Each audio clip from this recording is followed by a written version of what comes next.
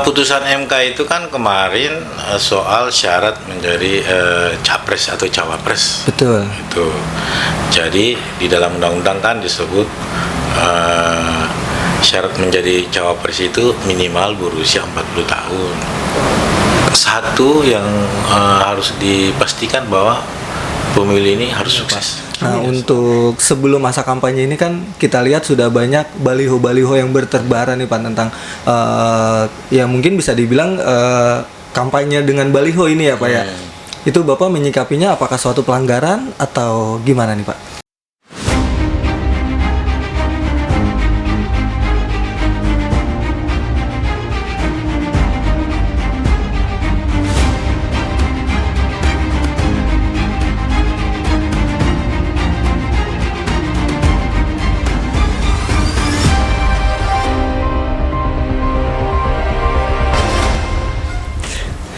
Assalamualaikum warahmatullahi wabarakatuh. Balik lagi di podcast KPU Kota Depok. Alhamdulillah semuanya diberi kesehatan ya. Dan hari ini di episode kali ini kita kedatangan tamu yang sangat spesial dari Bawaslu ya. Kita kedatangan Bapak Rizal. Kebetulan Bapak Rizal dari Bawaslu yang alhamdulillah bersedia diwawancarai, dan kita akan berbincang-bincang tentang tahapan pemilu dan segala macamnya nih Pak.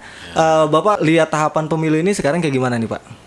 Ya, saya lihat tahapannya ini berjalan sesuai dengan tahapan di PKPU. Dan saya kira belum ada hambatan yang berarti, dan mudah-mudahan sampai pada selesainya tahapan ini dapat berjalan dengan baik. Amin, amin. Sebelumnya di Bawaslu, Bapak pernah di KPU juga nih? Tahun 2013 saya pertama kali masuk di KPU itu langsung jadi ketua KPU. Langsung jadi ketua KPU? Di RI Pak? Ya di Tanah Toraja, Sulsel. Oh, Sulawesi. Kemudian tahun 2018 Baik. saya juga menjadi ketua KPU. Baik. Dan ya selesai bulan Mei kemarin, dan kemudian saya coba untuk ikut seleksi Bawaslu Depok, dan ya alhamdulillah juga terpilih. Alhamdulillah Pak ya. Nah, dari tahapan-tahapan pemilu nih Pak, untuk Bawaslunya sendiri ada nggak sih Pak tahapan yang benar-benar menguras energi, atau yang benar-benar wah ini harus diseriusin, yang mungkin agak ribet gitu Pak? Dari tahapannya itu tahapan apa tuh Pak? Dari seluruh tahapan ini yang sebenarnya yang paling panjang tahapannya itu adalah pemutahiran data pemilih. Pemutahiran data pemilih. Pemutahiran data pemilih, dan itu memang bagi penyelenggara teknis seperti KPU itu memang agak menguras energi. Menguras energi apa? Baik. Apalagi kalau kemudian tahapan itu beririsan dengan tahapan lainnya, misalnya pada proses verifikasi partai politik. Baik. Kemudian masuk lagi ke perekrutan tenaga ad hoc seperti PPS atau PPK. Nah itu bagi KPU sendiri itu agak menguras energi. Nah tapi bagi kami di Bawaslu, karena kita kan ini fungsinya berbeda, kita fungsinya adalah pengawasan, tentu tidak lebih repot dari KPU. Tidak lebih repot dari KPU. Agak banyak waktu untuk melakukan itu. Namun demikian, saya kira tugas kita masing-masing punya tugas antara KPU dan Bawaslu, dan pada dasarnya tugas ini memang harus kita jalankan dengan baik. Wah, luar biasa sekali. Nah, nih Pak, sebenarnya kan mungkin ya Pak ya, banyak masyarakat mungkin yang nggak tahu atau yang belum mengerti apa bedanya KPU dan Bawaslu. Mungkin dengan tugasnya atau komposisi tugasnya mungkin Bapak bisa jelaskan nih, KPU itu sebenarnya tugasnya ini, Bawaslu tugasnya ini gitu. Sebenarnya lembaga pemilu itu hanya satu. Lembaga pemilu itu hanya satu? Hanya satu. Baik. Di Undang-Undang pasal 22 itu dikatakan bahwa pelaksanaan pemilihan umum dilakukan oleh suatu lembaga, suatu komisi pemilihan umum. Karena ada kata suatu komisi pemilihan umum ini, artinya dia tidak merujuk ke KPU saja. Oh, baik Pak. Dia juga merujuk pada lembaga yang lain, misalnya Bawaslu atau DKPP. DKPP. Nah, inilah tiga lembaga yang dilahirkan oleh satu undang-undang, yang Undang-Undang 7 tahun 2017 itu. Yeah. Nah, tapi meskipun 3 lembaga tujuannya sama, yaitu ingin mensukseskan penyelenggaraan pemilu. Tujuannya satu ya Pak, benar. Tapi mempunyai tugas yang berbeda-beda. Baik. Kalau KPU lebih pada teknis pelaksanaan. Teknis pelaksanaan penyelenggara ya Pak ya. Ya. Kemudian kalau Bawaslu pada pengawasan. Pelaksanaan itu. Nah, kemudian ada DKPP, Dewan Kehormatan Penyelenggara Pemilu. Dewan Kehormatan. Nah, DKPP inilah yang mengawasi etik para penyelenggara pemilu ini, baik Bawaslu maupun KPU. Dulu lembaga etik ini melekat pada KPU. Bawaslu melekat pada KPU. Baik. Majelis etiknya juga melekat pada KPU. Itu yang disebut dengan Tribunal Election. Tapi ketiga-tiganya ini adalah penyelenggara pemilu. Kalau di negara lain itu hanya satu badan itu. Satu badan aja. Kita di Indonesia itu dibagi tiga. Walaupun dalam satu undang-undang. Gitu. Jadi rangkumannya seperti ini, mohon dikoreksi ya Pak kalau salah. Jadi KPU itu penyelenggara panitia, Bawaslu-nya mengawasi KPU-nya, Dewan Kehormatannya mengawasi KPU dan Bawaslu. Gitu. Jadi mungkin teman-teman banyak yang belum tahu. Jadi seperti itulah komposisi bedanya Bawaslu dan KPU dan Dewan Kehormatan. Mungkin ada yang belum tahu juga nih Pak, ternyata masih ada lagi Dewan Kehormatan yang mengawasi. Jadi demi melancarkan pemilu 2024 ini tugasnya masing-masing berbeda. Dan kalau untuk keputusan MK yang kemarin nih Pak, kita mau bertanya nih untuk sebagai Bawaslu melihat tentang umur ya Pak, tentang umur cawapres yang diputuskan MK, dan tanggapan Bawaslu itu seperti apa tuh Pak? Putusan MK itu kan kemarin soal syarat menjadi capres atau cawapres. Betul. Itu. Jadi di dalam undang-undang kan disebut syarat menjadi cawapres itu minimal berusia 40 tahun. Oh iya, baik. Tapi oleh MK kemudian ada penambahan bahwa berpengalaman sebagai kepala daerah. Nah, tentu kita sebagai lembaga pemilu harus mengikuti keputusan Mahkamah Konstitusi tersebut, karena keputusan Mahkamah Konstitusi adalah keputusan yang final dan mengikat. Gitu. Nanti dia bisa dirubah. Jadi ya suka tidak suka, mau tidak mau, harus diterima. Mahkamah Konstitusi harus diterima. Ya, dan dari saya juga mungkin teman-teman ada yang tidak mengikuti atau ada yang mengikuti, mungkin masih ada yang simpang siur gitu Pak beritanya. Takutnya kan ada yang terprovokasi. Nah, untuk ini nih Pak, untuk irisan-irisan tahapan pemilu kan, untuk khususnya Bapak kan di Kota Depok nih Pak. Mungkin yang saya tahu di tahun 2024 pemilu pemilihan presiden dan pilkada itu kan berbarengan di tahun yang sama tuh Pak. Mungkin ada nggak sih Pak yang atau tantangan baru dan mungkin yang tambahan lagi nih menguras energi nih karena di tahun yang berbarengan nih Pak. Dan Bapak menyikapinya seperti apa tuh Pak? Ya, soal adanya irisan antara tahapan pemilu dan tahapan pilkada, saya kira juga itu terjadi pada tahun 2018. Oh, 2018 juga ya Pak? 2018 waktu pemilu tahun 2018, pilkada tahun 2018, kemudian pemilu tahun 2019. Itu kan ada tahapan yang beririsan. Saya kira itu hal yang biasa sebenarnya. Hal yang biasa ya Pak ya.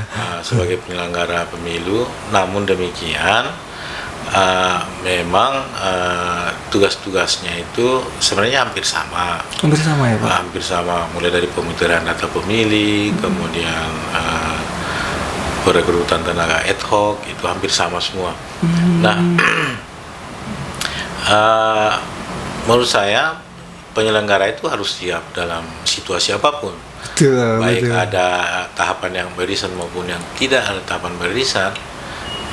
Itu kan pasti akan tetap jalan. Nah, kadang-kadang memang biasanya nih yang selalu dikeluhkan oleh para penyelenggara, ini gimana nih ribet Pak ini, apa ini sangat sangat menyita waktu, mau ada keluhan ini sudah tugas, Betul. harus dijalankan, dan Betul. pengalaman membuktikan bahwa meskipun ada keluhan, meskipun ada riak-riak, pemilunya tetap jalan. Pemilu tetap jalan dan berjalan lancar Dan ya Pak. berjalan lancar. Alhamdulillah. Berarti balik lagi konsistensi dan keseriusan di dalam penyelenggara ya, Ya, Pak ya. Bener banget. Jadi yang baik diterima, yang tidak baik ya udah. Yang penting ini berjalan. Pokoknya semua yang kita lakukan ini pasti ada pelajaran yang kita petik dari situ. Satu yang harus dipastikan bahwa pemilu ini harus sukses. Amin. Sebagai penyelenggara. Amin. Terus kalau untuk Bapak kan di lembaga Bawaslu dan KPU ini kan sudah lama nih Pak. Untuk Bapak melihat pandangan politik pemilu 2024, apakah berbeda dengan yang sebelum-sebelumnya? Apakah ini lebih apa ya? Bukan lebih menguras tenaga, mungkin pesta demokrasinya lebih beda nih dari pemilu sebelumnya, atau sama aja nih Pak? Pengalaman pemilu kita ini kan dari waktu ke waktu itu hampir sama aja. Hampir sama aja sebenarnya Pak. Bahwa itu ada riak, saya kira itu hal yang biasa. Nah, dan juga sebagai penyelenggara, saya sebagai penyelenggara dari tahun 2013 sampai hari ini 20 tahun.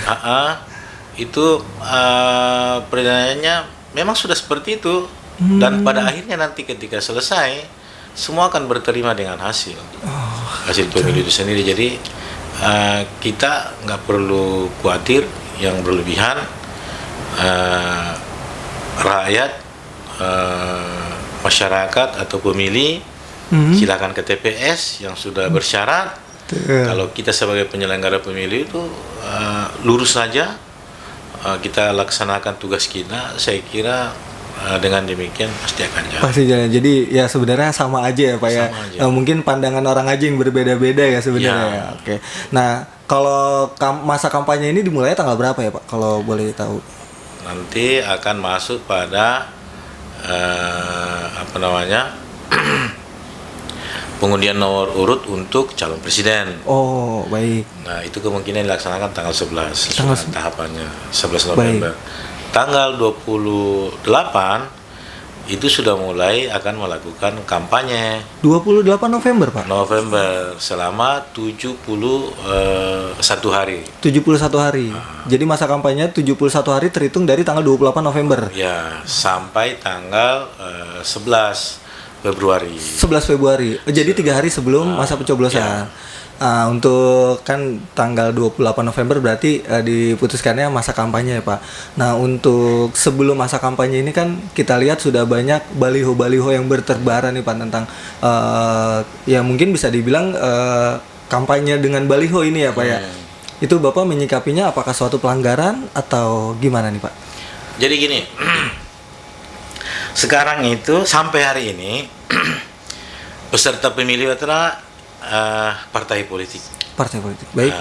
Peserta pemilu. Caleg itu bukan peserta pemilu. Oh, ya baik. Partai politik adalah peserta pemilu. Nah, peserta pemilu ini diberi waktu setelah ditetapkan, itu diberi waktu untuk melakukan sosialisasi. Oh, sosialisasi, baik. Jadi alat peraganya namanya APS, alat peraga sosialisasi. Alat peraga sosialisasi. Bukan APK. Oh iya. Nah, APK itu alat peraga kampanye. Kalau sudah masuk pada masa kampanye. Baik. Nah, karena dia sifatnya sosialisasi, berarti dia sosialisasinya itu terbatas. Tidak boleh melakukan kampanye, tapi mensosialisasikan. Baik. Nah, gitu. Jadi baliho ini bagian dari alat peraga sosialisasi, tapi dibataskan ya Pak ya? Ya, dibatasi. Dibatasi. Oke.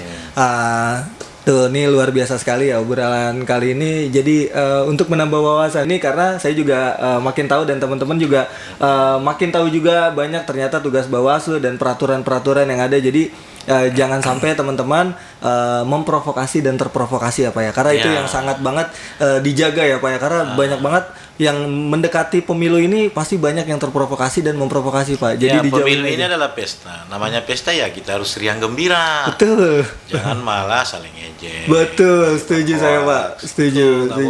Kita harus sambut dengan riang gembira. Betul.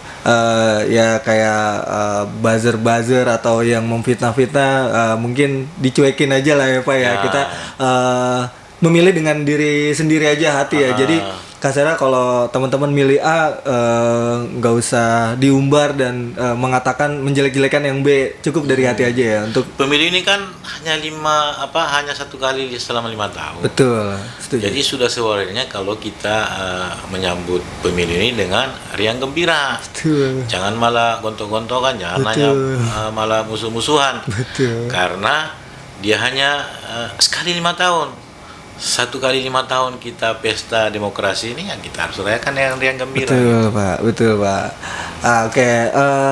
Saya mau minta ini nih Pak dari Bapak, mungkin narasi sedikit Pak untuk mengajak teman-teman masyarakat nih Pak untuk memilih di 14 Februari dan gimana caranya supaya tidak golput nih Pak, karena mungkin banyak masyarakat yang mungkin persentase golputnya masih tinggi, benar nggak Pak?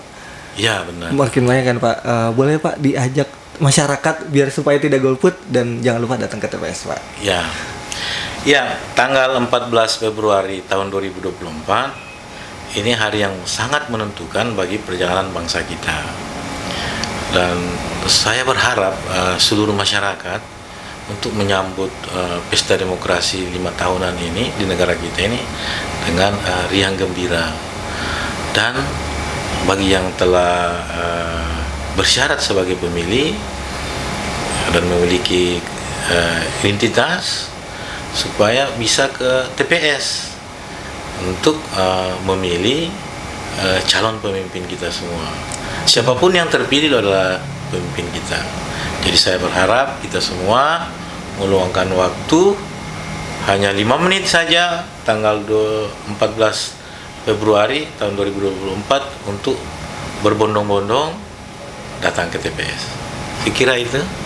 Terima kasih banyak untuk Bapak Rijal atas waktunya. Terima kasih juga untuk teman-teman podcast KPU Kota Depok yang selalu menyaksikan ya. Kita doakan semoga Bapak Rijal sehat selalu, berkah selalu, dan semoga lembaga-lembaga yang sebagai penyelenggara pemilu juga diberi kesehatan dan semuanya berjalan dengan lancar, dan ini satu tujuan, menjadikan Indonesia yang lebih baik lagi. Terima kasih untuk semuanya, untuk semua teman-teman podcast KPU Kota Depok. Kita hari ini dapat banyak banget wawasan. Semoga di episode selanjutnya kita selalu diberi kesehatan. Terima kasih. Assalamualaikum warahmatullahi wabarakatuh.